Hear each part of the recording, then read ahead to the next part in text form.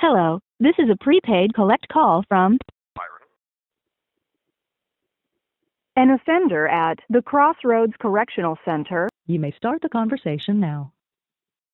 This is A Mind Unconstrained. I'm Byron Case, an imprisoned writer and poet. I just entered my 25th year of a life sentence for a murder that I didn't commit. Prison can be tough, but one thing that's helped sustain me for the past 2.5 decades has been my writing. I've published my work in magazines, literary journals, and anthologies.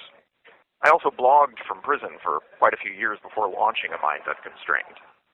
I think of this podcast and its companion newsletter as evidence that, in spite of my sentence of life without parole, I don't have to think or live like a lifer.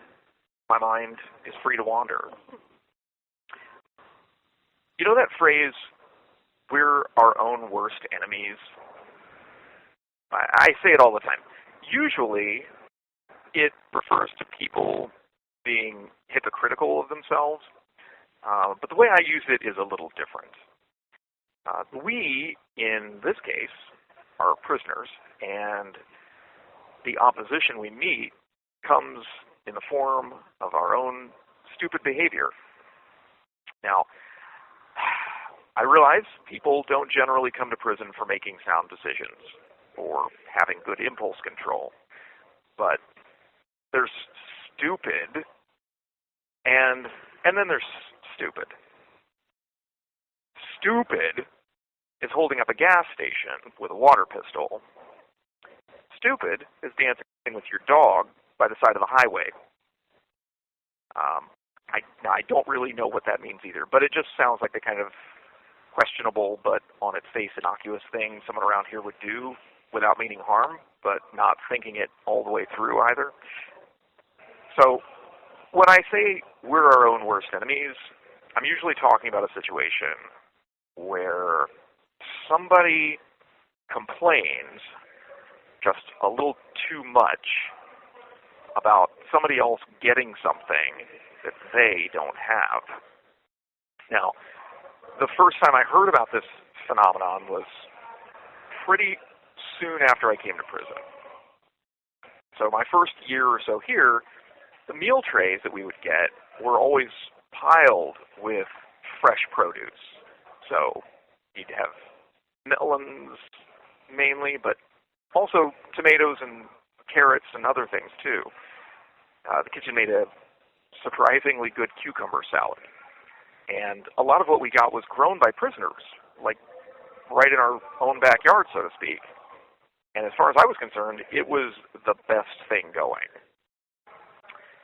And then somebody got it in his head to complain. The stuff we were eating hadn't been inspected by the USDA.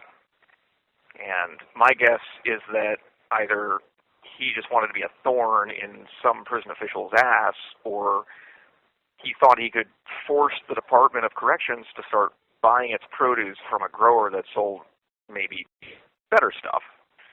Peaches, plums, passion fruit, pomelos, I don't know. But his bright idea backfired.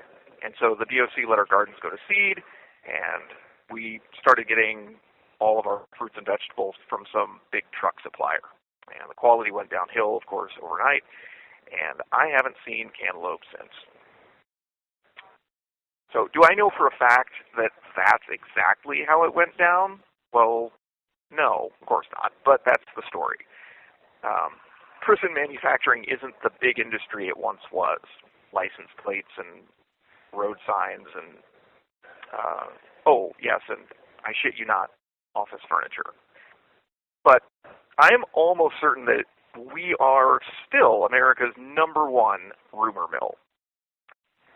The joke that's not a joke around the yard is that inmate.com is our version of Snopes. So whatever intel you're after, inmate.com has it. Sometimes the news even gets out before the event takes place. It's just that good. So, it's guaranteed fresh. Accurate, though? Not so much, but, it's what we got. So, 100% not a rumor was the incident that cost Missouri prisoners our video games. That was in 2006. Actual news sources reported on inmates in Jefferson City who were caught playing Grand Theft Auto by exactly the wrong person walking by and raising a subsequent fuss. There were video game consoles in the recreation departments of at least a few prisons in the state, and I mean, nobody really cared what games anyone was playing on them. I would say probably because games kept the population quiet. You know, as long as people were beating up pimps, drug dealers, and car thieves in the game, they weren't fighting each other on the yard. Well, one thing led to another, and pretty soon the governor got involved. Moral panic is, I think, the fuel that government runs on. And so Matt Blunt issued an executive order banning all video games from Missouri correctional centers, and then for good measure declared that we couldn't watch movies with an R rating. So no Texas Chainsaw Massacre, sure, but likewise no Schindler's List. No Showgirls, but also no Eternal Sunshine of the Spotless Mind. You see my point. And as a cinephile, I'll just say that blanket order offended me deeply. Frisbees are another matter. The last time I played Frisbee was in 2000. And I just, as an aside, am I the only person who feels weird talking about anything that happened in that particular year? It just sounds awkward. The faraway year 2000. Ridiculous. Anyway, my roommate and I drove to the park on an overcast spring day, and we threw a black Frisbee around. We were overdressed, as always, in all black, as always. Just a couple of ghost white Midwestern kids with nothing to do on a Wednesday in April, and we were over it pretty quickly. I don't think it was 20 minutes before we were smoking clove cigarettes in the shade of some nearby pine trees. Comparatively, people in prison take their Frisbee seriously. So last summer, a trafficker threw a package of drugs over a fence, but didn't have quite as good of an arm as he thought.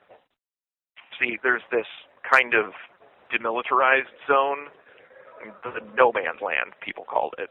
I called it the DMZ. But this existed between two of the prison yards, and they built it specifically to keep guys from doing exactly what this would-be Pablo Escobar was trying to do.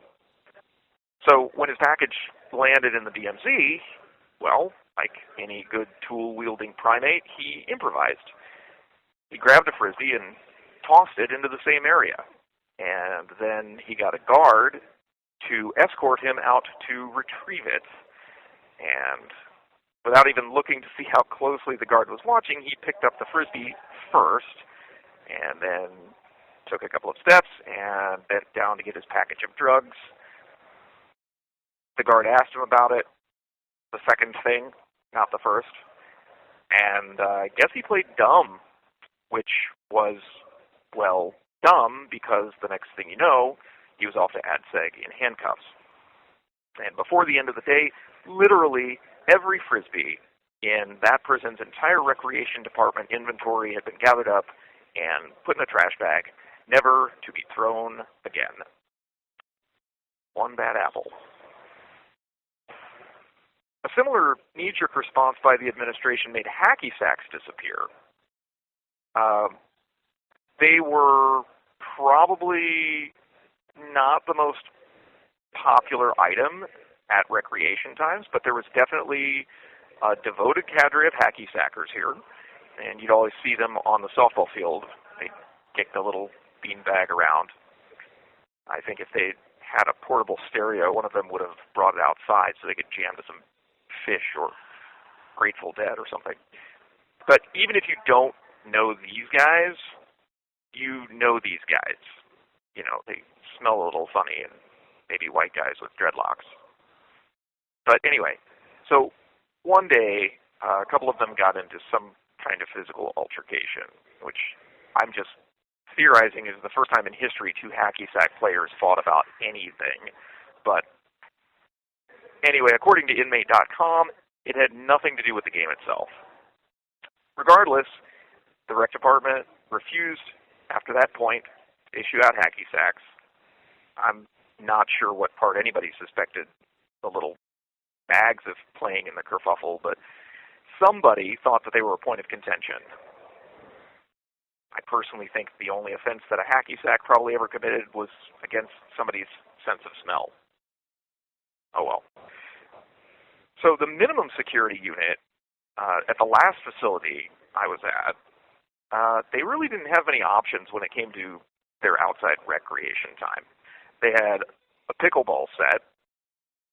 They had, I think, some bags for playing cornhole and a basketball. There was an ancient, saggy volleyball net in the middle of their yard, but the sand around it was riddled with weeds, and I'm pretty sure they never got an actual volleyball to play with. The basketball net was slightly less useless. So when maintenance built that DMZ, they put the fence way too close behind the basketball net. So every couple of weeks, one of the players would throw wide, and the ball would miss the backboard and end up deflating on the razor wire. It only took a couple of months after that, and Recreation just decided no more basketballs for Tin House. So that was also people being stupid, just not the prisoners.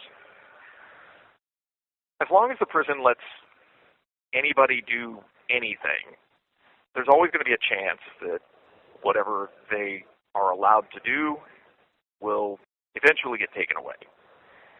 It's just a sobering reminder of the realities of this environment.